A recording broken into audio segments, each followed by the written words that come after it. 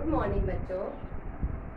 बच्चों, हम लोग पिछली क्लास में भाषा और व्याकरण में भाषा किसे कहते हैं, भाषा के कितने रूप होते हैं, उपभाषा किसे कहते हैं, बोली किसे कहते हैं इत्यादि का अध्ययन किए थे।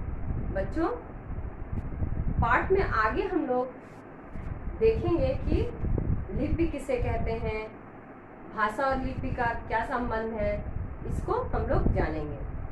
तो बच्चों, हम लोग जान गए भाषा किसे कहते हैं। हम लोग अपने आपस में जो बोलते हैं, एक दूसरे से अपने मन के भाव और विचारों का आदान प्रदान करते हैं, वही भाषा कहलाता है। भाषा के दो रूप होते हैं, लिखित और मौखिक।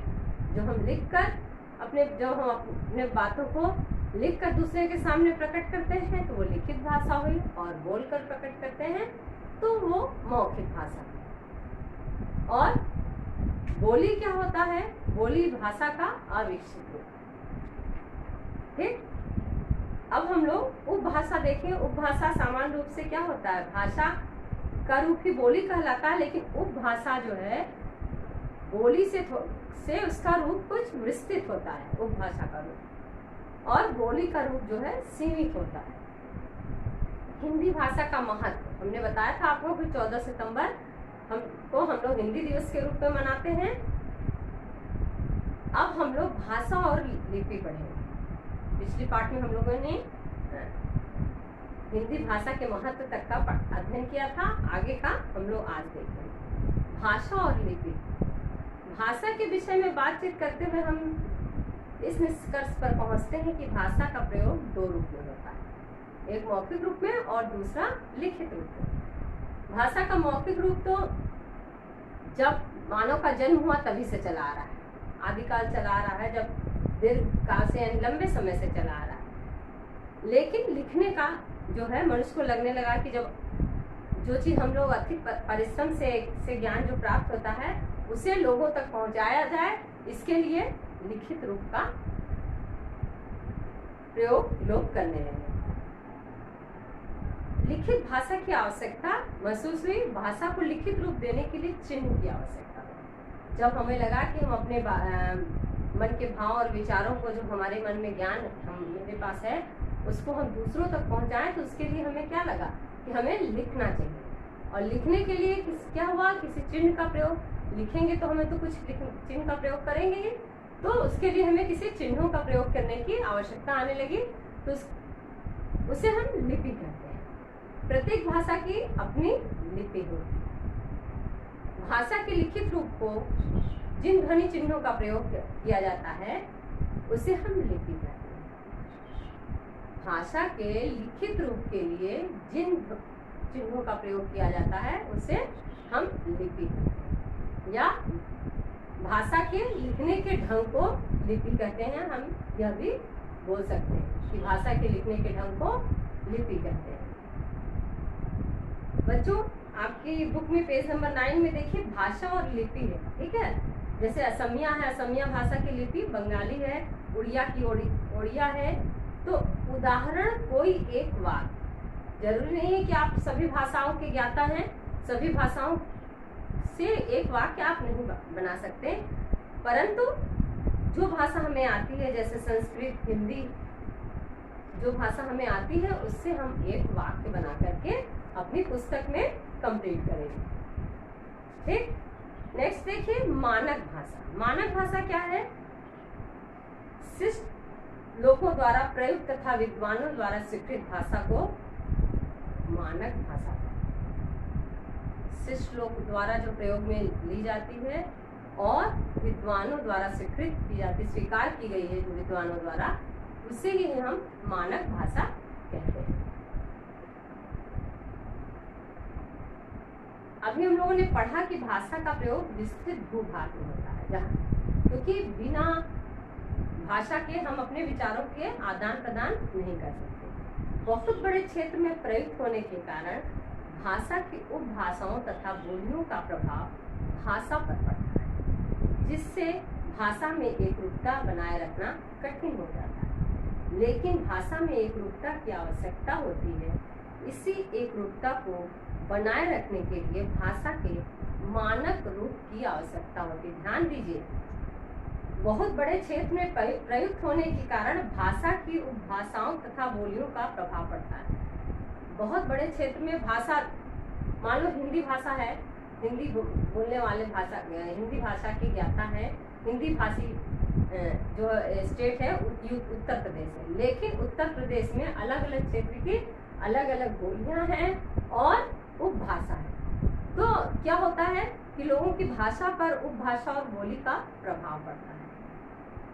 तो सारे सबकी अलग अलग भाषा भी हो जाती है, क्योंकि बोली का कुछ उस पर प्रभाव पड़ता है, इसलिए भाषा जो है में परिवर्तन आ जाता है। तो इसमें एक रूपता बनाए रखने के लिए, हमारे ऑफिस के कामकाज के लिए या जो भी एक रूपता बनाए रखने के लिए हम क्या करते हैं, उसको एक भाषा का मानक रूप दे देते हैं। मानक रूप दे देते हैं कि यानी इसी भाषा का प्रयोग हर जगह होगा।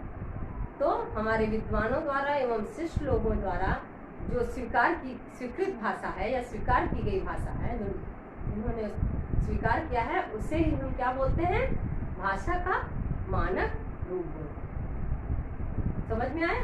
भाषा का मानक रूप में जो मान्य हो। ठीक है, हम हिंदी बोलने वाले हैं, लेकिन जिस क्षेत्र में हम रहते हैं वहाँ की बोली अलग है, तो हमारी हिंदी भाषा पर भी उस बोली का प्रभाव पड़ेगा। तो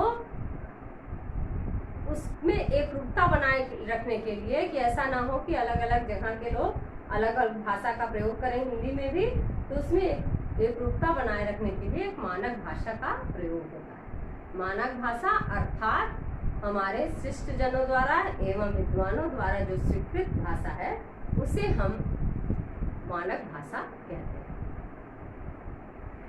बच्चों, अब हम लोग देखेंगे कि इस पाठ में हम लोगों ने क्या क्या पढ़ा। तो इसमें क्या देखा कि भाषा किसे कहते हैं, लिखित मौखिक ये सब पढ़े, फिर उपभाषा किसे कहते हैं, बोली किसे कहते हैं, और साहित्य में हिंदी का। फिर व्याकरण क्या होता है, व्याकरण क्या होता है, व्याकरण किसे कहते हैं, व्याकरण अर्थात जिसके माध्यम से हम भाषा की शुद्धता और अशुद्धता को पहचानते हैं, उसे हम व्याकरण कहते हैं। अगर हमें व्याकरण का ज्ञान ना होता तो क्या हम पहचान पाते, लिंग वचन कहाँ एक वचन है, कहाँ बहुवचन है, कहाँ पुल्लिंग है, कहाँ स्त्रीलिंग है, इसकी पहचान के लिए हमें क्या है, व्याकरण। इसकी पहचान हमें किसके द्वारा होती है, व्याकरण के द्वारा होती है। तो भाषा जो है कि शुद्धता और अशुद्धता की पहचान क्या करता है, व्याकरण करता है। व्याकरण देखिए आपकी बुक में डिफिनेशन है, व्याकरण वह शास्त्र है जिसके द्वारा भाषा के शुद्ध स्वरूप तथा शुद्ध प्रयोग का ज्ञान होता है। अगर हमें भाषा का ज्ञान ना रहे तो हम भाषा के शुद्ध स्वरूप का ज्ञान नहीं कर सकते, क्योंकि हमें पता ही नहीं रहेगा कि एक वचन के साथ क्या क्रिया होगी, बहुवचन के साथ क्या क्रिया होगी, पुल्लिंग के साथ क्या होगा। ठीक है, तो इसका ज्ञान हमें व्याकरण के द्वारा ही होता है, यानी व्याकरण ही भाषा के शुद्ध और अशुद्ध रूप की पहचान कराती है।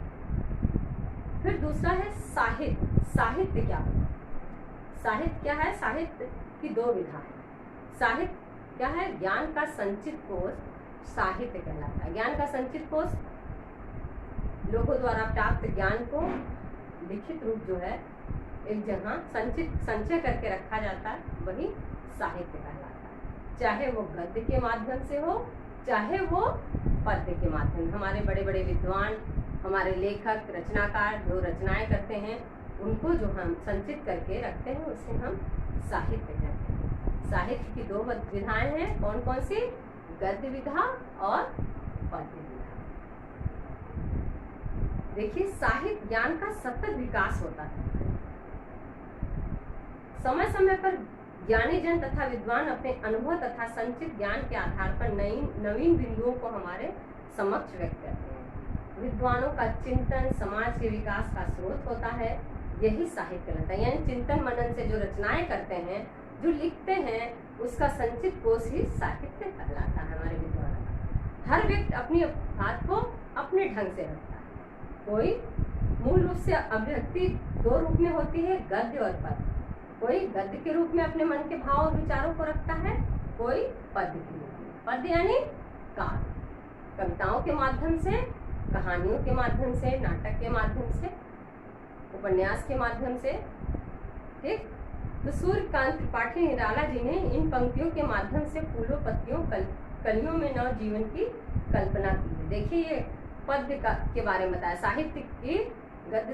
साहित्य की दो विधाएं हैं, गद्य और पद्य। तो पद्य के बारे में बताया है कि पद्य क्या होता है। सूर्यकांत त्रिपाठी निराला की कुछ कविता की पंक्तियों को दिया है कि इसमें बताया है। पद्य के अंतर्गत कविता, गीत, दोहे, चौपाई, ये छंद, ये सारे कुछ पद्य के अंतर्गत आते हैं।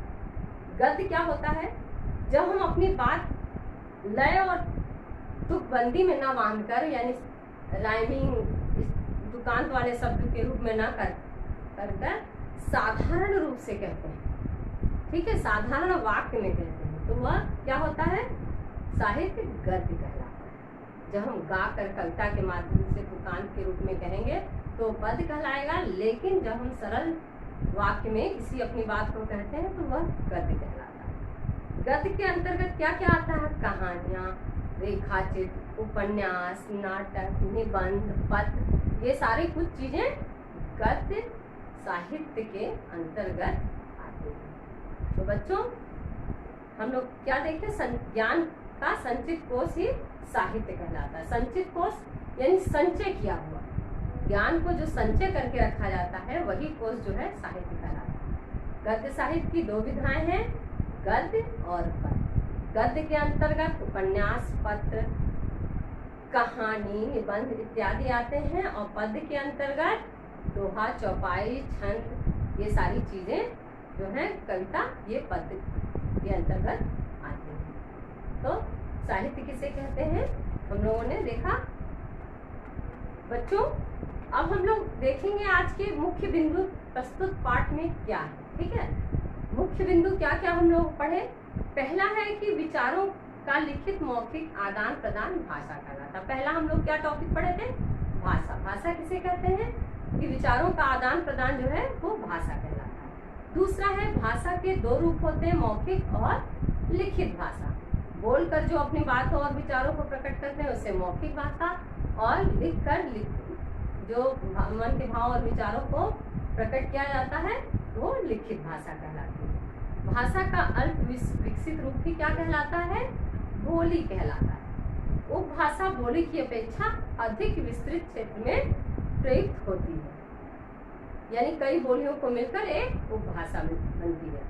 भाषा को लिखित रूप देने के लिए जिन चिन्हों का प्रयोग किया जाता है उसे हम क्या कहते हैं, लिपि कहते हैं। भाषा के लिखित रूप को देने के लिए जिन चिन्हों का प्रयोग किया जाता है, यानी लिखने के लिए जिन चिन्हों का प्रयोग किया जाता है उसे हम लिपि कहते हैं। और शिष्ट तथा विद्वान लोगों द्वारा प्रयोग में लाई गई भाषा को कौन सी भाषा कहते हैं, मानक भाषा कहते हैं। भाषा के शुद्ध रूप की पहचान किसके द्वारा होती है, शुद्धता और अशुद्धता की पहचान व्याकरण के द्वारा होती है।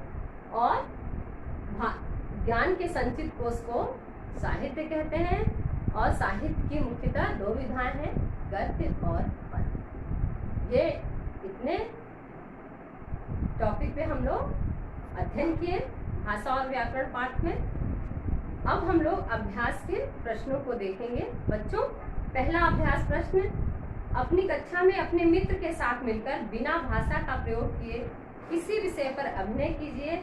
अब निम्नलिखित प्रश्नों के उत्तर लिखिए।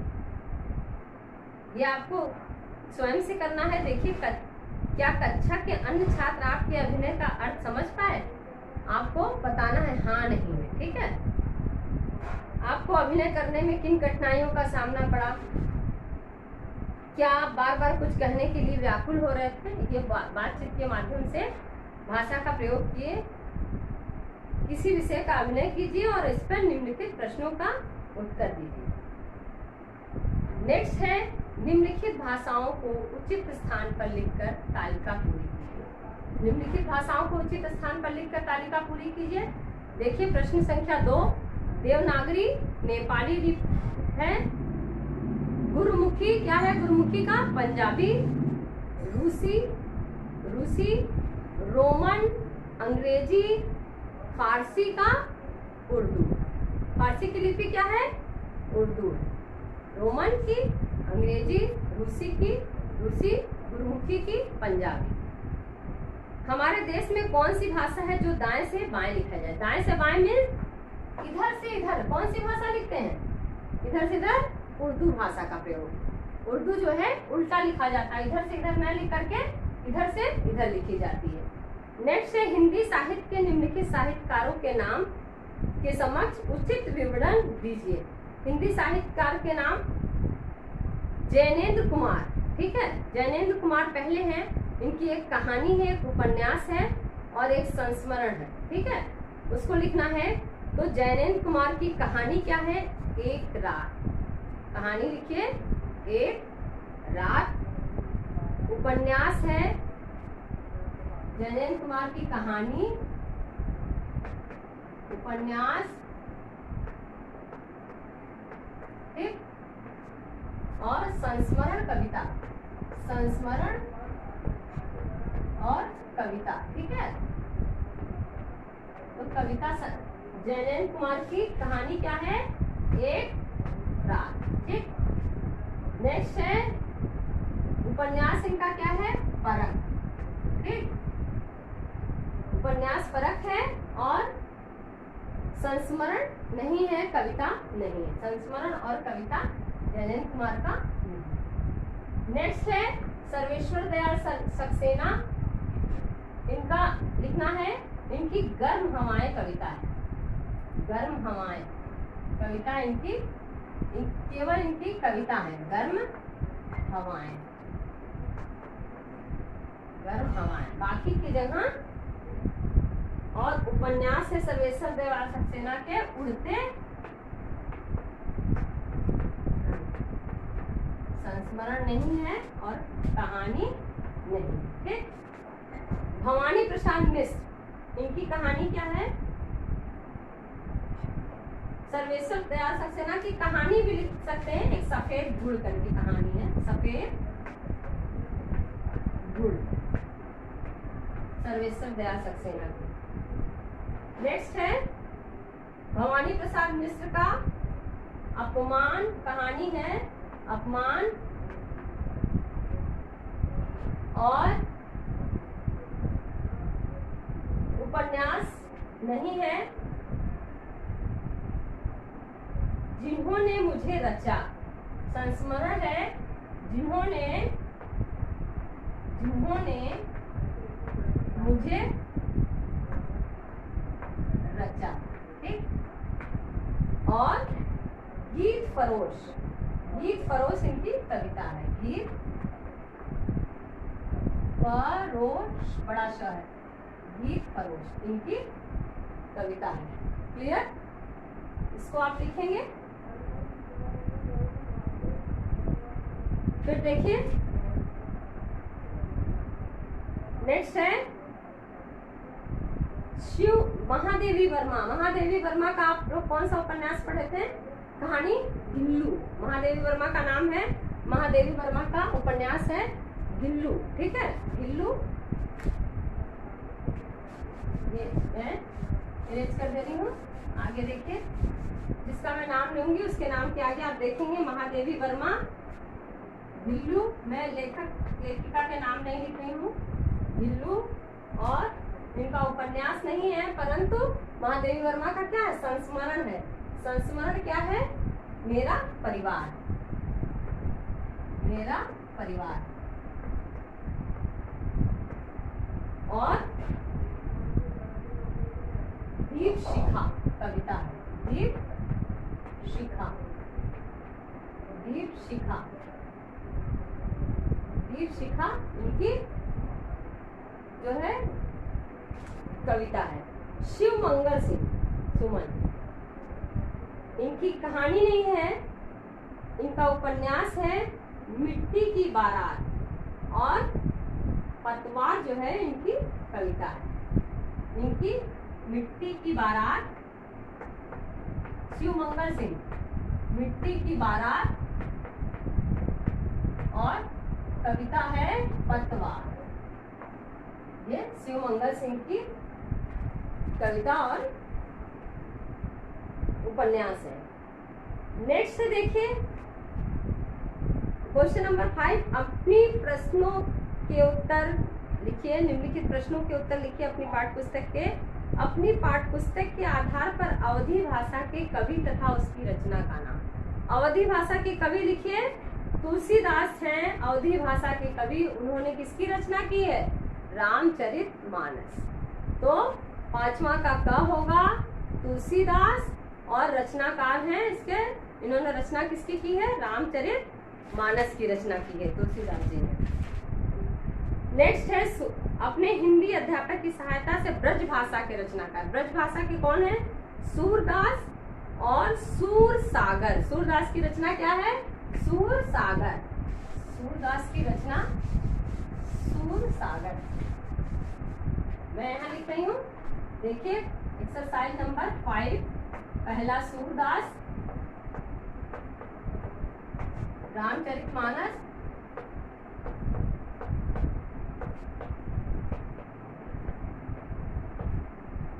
दूसरा, अरे सूरदास दूसरे नंबर पे, तुलसीदास है यहाँ, तुलसीदास,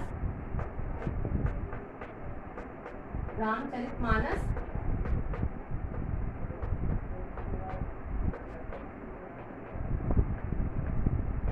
सूरदास, सूरसागर। रचना का नाम भी लिखना है। सूरदास अवधि के हैं, सूरसागर, सूरसागर। नेक्स्ट है अब अवधि खड़ी बोली के कौन है? भारतेंदु हरिश्चंद्र। तीसरा या तीसरे हैं अवधि भाषा की एक और रचनाकार तथा रचना के नाम। तो कौन है अवधि भाषा के? मलिक मोहम्मद जायसी। मलिक मोहम्मद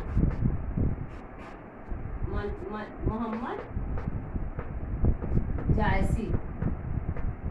इनकी रचना क्या है? मलिक मोहम्मद जायसी की पद्मावत। पद्मावत, ठीक। नेक्स्ट है खड़ी बोली हिंदी की मुख्य काव्य रचना तथा उसकी कवि का नाम बताइए। खड़ी बोली के मुख्य कवि की काव्य रचना तथा उसके कवि का नाम। तो फूलों का गुच्छा भारतेंदु हरिश्चंद्र, या सूर्यकांत त्रिपाठी निराला का प्रिय प्रवास। भारतेंदु हरिश्चंद्र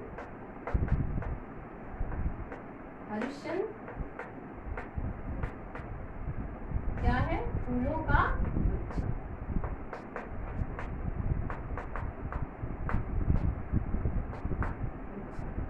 यहाँ पे क, ख, ग और घ,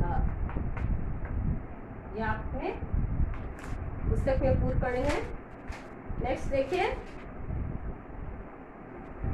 ये क्वेश्चन आंसर है। भाषा के मानक रूप से आप क्या समझते हैं, या भाषा के कितने रूप प्रचलित हैं, ये मैं लिखवा दूंगी आपको।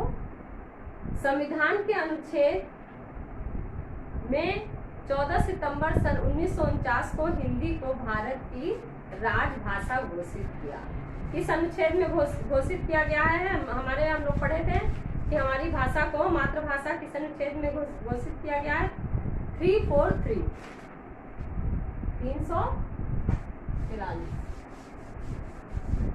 ये देखिए क्वेश्चन नंबर 10, ठीक है। संविधान के अनुच्छेद 343 14, फिर यहाँ पर 14 सितंबर और सन 1949 1949 पहला का क का है, ठीक है। फिर ख में है भारतीय संविधान में भाषाओं को स्वीकृति दी गई है। हमारा जो भारतीय संविधान है, तो हमारी भारतीय संविधान में कितनी भाषाओं को स्वीकृति दी गई है, इसको लिखना है, ठीक है। 22 भाषा को स्वीकृति दी गई है, ठीक। नेक्स्ट ग, साहित्य की दो प्रमुख विधा कौन कौन सी है? गद्य और पद्य। गद्य और पद्य, ठीक। नेक्स्ट है छोटे क्षेत्र में सामान्य रूप से व्यवहार में आने वाली अल्प विकसित भाषा का रूप क्या कहलाता है? बोली। बोली कहलाता है। नेक्स्ट है अंग। देखिए हिंदी भाषा का वर्तमान रूप क्या है? हिंदी भाषा का वर्तमान रूप क्या है? खड़ी बोली। ठीक है,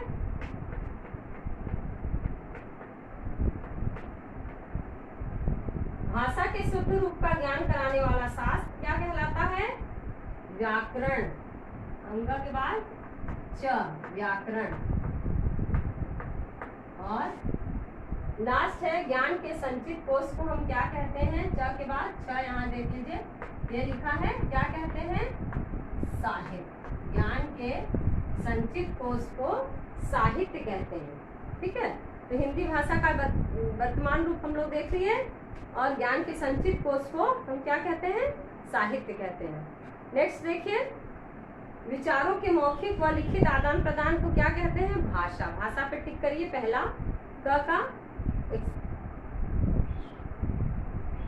नेक्स्ट है ख, भाषा के अल्प विकसित रूप को कहते हैं बोली। ग, ज्ञान के संचित कोश को कहते हैं साहित्य। फोर्थ वाला ऑप्शन क्वेश्चन नंबर 10 बहुविकल्पी। घ, शिष्ट लोगों द्वारा प्रयुक्त तथा विद्वानों द्वारा प्रयुक्त भाषा को क्या कहते हैं? मानक भाषा। फोर्थ, घ का फोर्थ। भाषा को लिखने के लिए प्रयुक्त चिन्हों को क्या कहते हैं? लिपि। भाषा को लिखने के लिए जो चिन्ह प्रयोग में लाए जाते हैं उसे हम लिपि कहते हैं। बच्चों लास्ट रचनात्मक विधि है, संविधान में स्वीकृत प्रत्येक भाषा की लिपि छांट कर लिखिए। ये आपको खुद से लिखना है।